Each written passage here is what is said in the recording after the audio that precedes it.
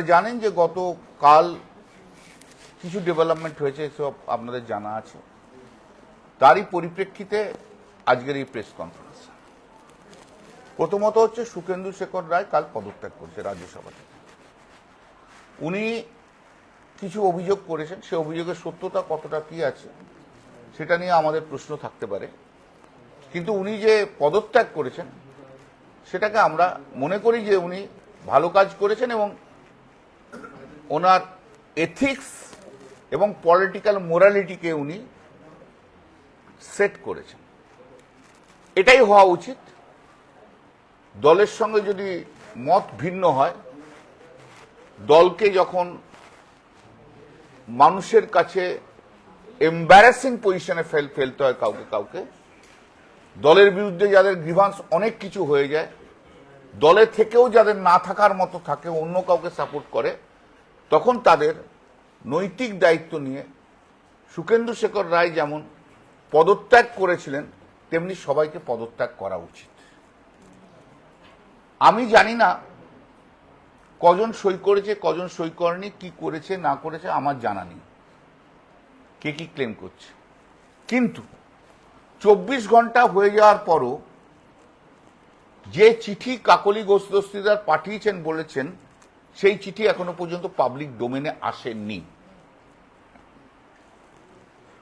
এখনো কেউ দেখেনি। সততা যদি বড় কথা হয়, মোরালিটি যদি বড় কথা হয়, তাহলে সেই চিঠি ডিসক্লোজ করতে পারলেন না কেন?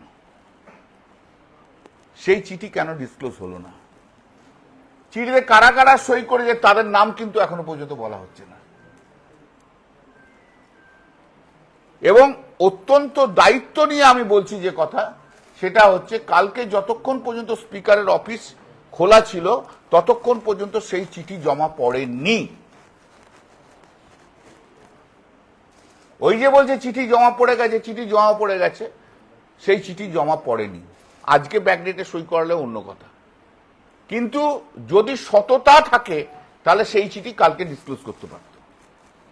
চিঠিতে কি লেখা আছে কেউ জানে না, যে যার মতো প্রেস কনফারেন্সে একরকম কথা বলে দিচ্ছে,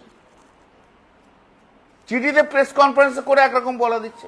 কিন্তু এটা পরিষ্কার যে এই যারা এমপিরা সই করেছে, যতই সংখ্যায় করে থাকে, তারা ভূপেন যাদবের কাছে, ভূপেন্দ্রনাথ যাদবের বাড়িতে গিয়ে বৈঠক করেছে, তার মানে বিজেপিতে চলে গেছে। সেটা কিভাবে গেছে, কি স্বরূপে গেছে সেটা অন্য কথা। মানুষ কিন্তু বোকা নয়, মানুষ কিন্তু সব দেখতে পেয়েছে। ভূপেন্দ্রনাথ যাদবের কাছ বাড়িতে গেছে, সেখানে শুভেন্দু অধিকারী এসেছে, শুভেন্দু অধিকারী আবার দেবের গালফাল টিপেছে। দেবের তো এই প্রথম বোধহয় কোনো মুখ্যমন্ত্রী গাল টিপল। যাই হোক, কেউ হলো, তারা গেছে, চলে গেছে। তাহলে আজকে ধরে নিতে হবে নেতা ওদের হচ্ছে নরেন্দ্র মোদী, নেত্রী আর মমতা বন্দ্যোপাধ্যায় নেই। কথার জাগলারই থাকতে পারে, আমি এই করছি, আমি ওই করছি, আমি এই চাইছি, আমি ওই চাইছি, আমি কেন্দ্রীয় সরকারের সাথে চাইছি, আমি কনস্টিটুয়েন্সিতে কাজ করবো বলে চাইছি। কিন্তু যে মুহূর্তে ভূপেন্দ্রনাথ যাদবের কাছে গেছে, তার বাড়িতে বসে বৈঠক করেছে, সেই মুহূর্তে প্রমাণিত করে দিচ্ছে যে তারা বিজেপি মেনে নিয়েছে। কিন্তু বিজেপি এদের কাউকে নেবে না, বিজেপি এদের কাউকে নেবে না। যদি বলেন যে 20টা হয়েছে বা 19টা হয়েছে বা 21টা হয়েছে বা 22টা হয়েছে বা 23টা হয়েছে, আমি ধরে নিচ্ছি, আমি তাহলে 10th শিডিউল অনুযায়ী মাত্র একটা কাজ করা যায়। 10th শিডিউল অনুযায়ী মার্জ করা যায়, তাহলে ডিফেকশন হয় না। তাহলে ওদের কাছে মার্জ করার সংখ্যা আছে, কিন্তু মার্জ করছে না কেন? That is the biggest question. তাহলে কি বিজেপি নিতে চাইছে না? তাহলে কি ভয় খাচ্ছে যে নিজের কনস্টিটিউয়েন্সিতে মানুষের কাছে যেতে পারবো না?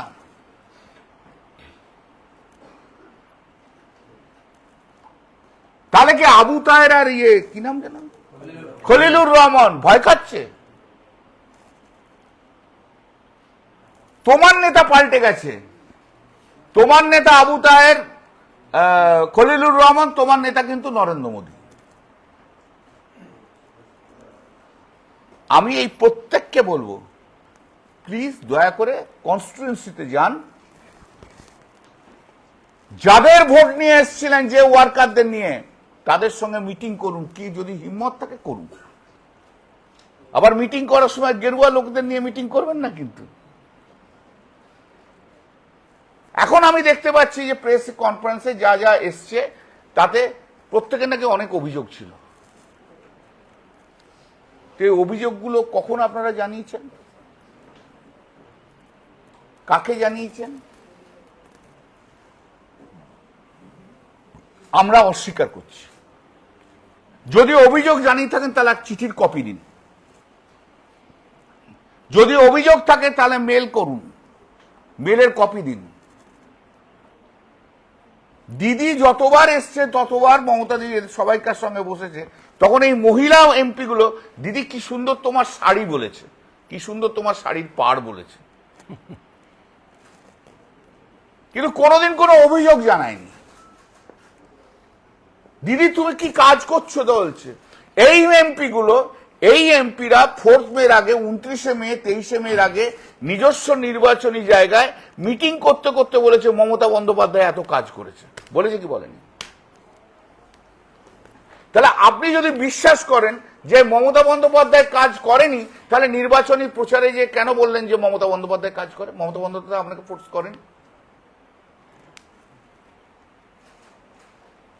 কেন বললেন? একটার পর একটা বক্তৃতা তারা শুধু মমতা বন্দ্যোপাধ্যায় প্রেস করে গেছে, আর অভিষেক বন্দ্যোপাধ্যায় প্রেস করে গেছে। তাহলে অভিযোগ যদি অভিষেক বন্দ্যোপাধ্যায় এবং মমতা বন্দ্যোপাধ্যায়ের বিরুদ্ধে থাকে, তাহলে আপনারা কেন পাবলিক মিটিং এ যেয়ে তাদের নামে প্রশংসা করবেন?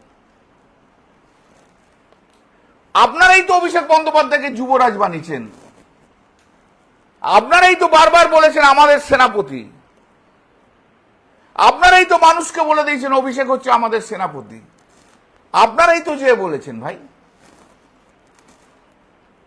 আজকে কি করে তারা, আপনারা যেহেতু 4 মে ক্ষমতায় নেই তাই জন্য? আসলে এরা সবাই 15 বছর ধরে মুখ্যমন্ত্রীর সঙ্গে থাকা অভ্যাস হয়ে গেছে বলে আজও মুখ্যমন্ত্রীর সঙ্গে থাকতে চাইছে। পাওয়ার ছাড়া এরা থাকতে পারবে না, পাওয়ার চাই, প্রতি মুহূর্তে পাওয়ার চাই,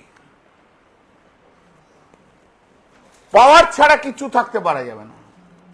আর আবার আমি বলেছি বিজেপি এদের নেবে না, কারণ বিজেপি এদের সবাইকে খুব ভালো করেছেন, আমার চেয়ে ভালো করেছেন। সব রিপোর্ট এদের কাছে আছে, কে নারদায় ঘুষ খেয়েছে, কেউ সিন্ডিকেট করে ঘুষ খেয়েছে, কে সমুদ্রে যে কি করেছে সব জানে, সব জানে। কারণ বিজেপি কলঙ্কিত লোকেদের নেবে না, জেনে রাখুন।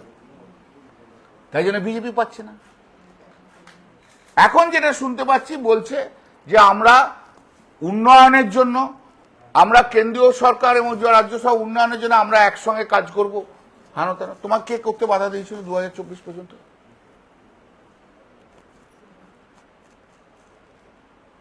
তোমরা যখন, এরা যখন স্পিচ দিয়েছে, অনেক স্পিচ দিয়েছে, একবারও কি বলেছে we are interested to implement the central scheme? বলেছে? ওরা কি একবারও কেন্দ্রীয় সরকারের কোন প্রকল্প ওরা প্রশংসা করেছে?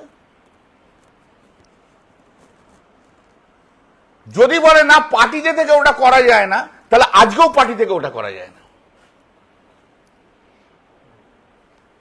যদি বলে পার্টিতে থেকে এটা করা যায় না, তাহলে আজকেও করা যায় না। পার্টি ছেড়ে দাও, দিয়ে করো, রিজাইন করো, জিতে এসো, বিজেপির টিকিটে বা ওর টিকিটে করো না ভাই, যা ইচ্ছা আমাদের সম্বন্ধে বলো। এসব দোঁয়াশলা, বিশ্বাসঘাতক, গদ্দার, এরা সুখের পায়রা, কাকলি ঘোষ দস্তিদার ছাড়া আর সবাই 2011-র পর দলে এসছে, এরা অন্য কেউ কোনো লড়াই করেনি। আর থিম স্টাররা হচ্ছে ভিনদেশি সব তারা। এদের ধারণা হচ্ছে যে যেহেতু পাবলিক আমাদের দিকে দৌড়ে দৌড়ে আসে, অর্থাৎ পার্লামেন্টেও সবাই আমাদের পিছনে পিছন থেকে দৌড়ে আসবে।